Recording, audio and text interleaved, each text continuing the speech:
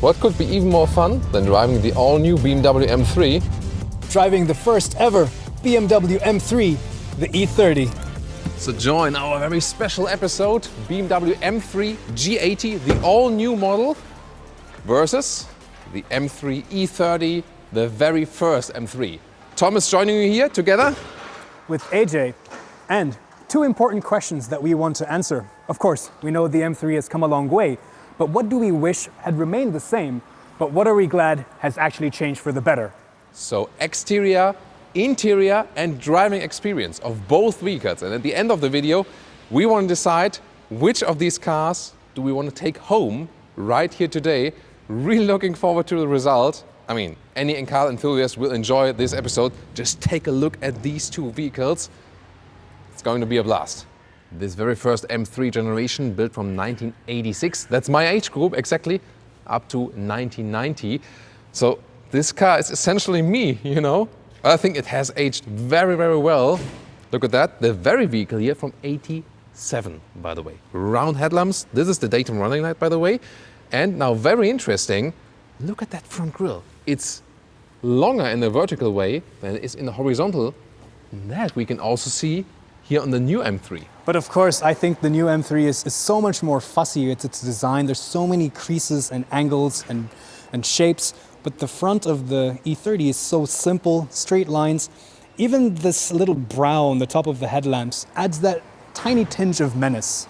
I mean, these wheels, if you look at the old car and the new car, the design is quite similar, but this is just 15 inches. The new one, you have 20 in the back and 19 in the front. It's really incredible.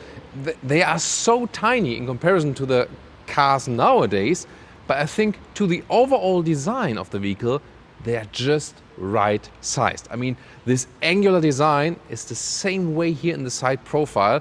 And of course, one of the biggest differences between the two vehicles is weight. 1.3 tons versus 1.7 tons. So 400 kilograms or 880 pounds difference. This will be, of course, having a massive effect on driving. The fuel tank here, by the way, 70 liters instead of 62 liters, so 8 liters more if you compare it to the normal 3 Series E30. Quite obvious because it consumes so much more fuel. I really like the spoiler. For me, a sports car, especially an 80s sports car, has to have a spoiler. I'm not sure. It's very, very obvious. It does fit to the vehicle, you know, very well integrated, yes. But is it maybe a little bit too much? And also, have you seen this edge there? Maybe you can show it right there. This one, this looks a little bit odd, right? And clearly, no job at all for the autogefühl fake exhaust police today, because this is clearly the real deal. And yeah, Jonas, of course, cameraman Jonas, doing the magic today once again. There was this, you know, the shot from this angle there. It was so sexy. Can you show it again? There it is. So the length difference here about 44 centimeters or 13 inches. This one here longer at 4 meters 80 or 189 inches. The chassis-wise direct comparison would nowadays be the M4, but we still want to do M3 versus M3. That's just cooler. In the second generation, that's where the sedan was firstly available also for the M3. Well, clearly the number of exhaust tips they have doubled here in the new generation. Really super massive in the lower area, carbon fiber use. But the spoiler lip is definitely more subtle. I really like the spoiler in the old one, but I do prefer these tail lamps compared to the old ones. They're sleeker. I think the old ones are a bit too boxy and big. And now it's time to listen to the sound.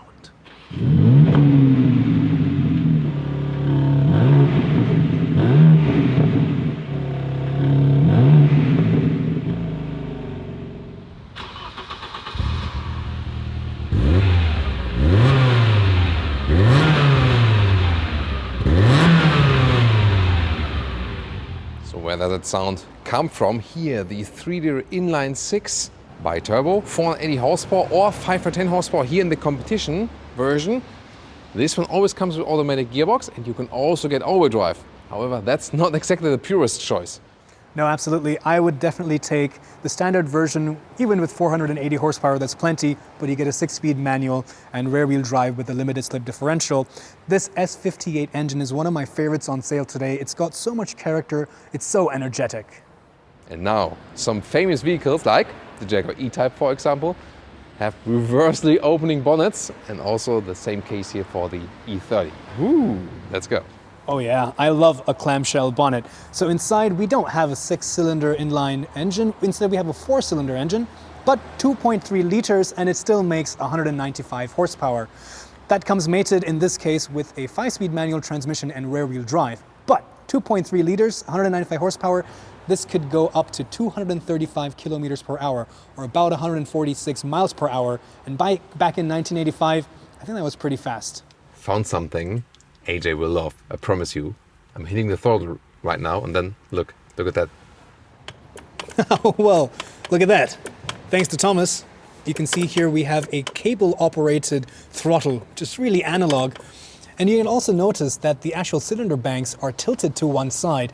Now BMW claims that this makes the engine run smoother, but also it enables them to mount the engine lower and have a lower center of gravity. Actually, my grandparents owned a BMW E30 in white, not an M3. My granny was not a racing driver. But one thing I really remember, and I mean, bringing so many memories back, just listen to that sound already when I open the door. Just this sound. Did you hear that? One more. This plop sound, and then of course the door closing sound as well. It sounds so classic, so awesome, and when I hear this sound, I'm immediately 25 years younger or even more. And look at that interior, slim door, and what I really like best is the slim steering wheel. It, just gives you the feeling this is all manual and purist. You have the steering wheel, analog instruments, 3 pedals, manual drive, and that's it. You get in the vehicle and you start driving. Get in the vehicle and start driving. You don't need to tell me anything else, Thomas. Let's take a look at this old dashboard. I mean, manual controls, real knobs, real buttons. Oh, feels so good to touch them. I'm kind of missing these things with all the touchscreens in modern cars. And look at this. How cool is that? You have little storage compartments to store your cassette decks. The seating position is fantastic. Again, thanks to that low belt line, the dash is low and you have really tall windows, so great visibility. Well, AJ, when you're driving with your girlfriend, I won't be joining you here in the rear. I mean, it hardly works, but it's really something more for 2 people, this first generation. One of the most fun things here also with the vintage vehicles, using the vintage keys and opening the trunk like this, central locking, and then manually opening like this. This is so cool. Here, look at that, and this is really different. I mean, so wide. This is really amazing. You can put a lot of things in here. Just you really have to put things in like this, like a top-loader washing machine. And of course, another favorite of mine is the trunk closing sound. Listen to that. Isn't that awesome? Now the new M3 interior. Look at that. These bucket seats here, you can get them optionally or here in the competition package. Usually they would look a little bit more normal and sporty. I mean, it's no comparison at all if you look at the old one and the new one. So exterior-wise, what would I have kept from the old vehicle is that angular design on the exterior. I just love that. Here on the interior, one thing I would have kept is the simplicity of the interior. This one here is very well done, but I think all the options you have here also make driving a little bit more complicated. You have M1, M2 button on the steering wheel. Then you have here the M mode, setup, exhaust button. You can fine-tune everything, also how the transmission works and so on, especially in here with the automatic gearbox. So on the one hand, it's good to be able to control a lot of things. On the other hand, maybe a little bit over-engineered to me.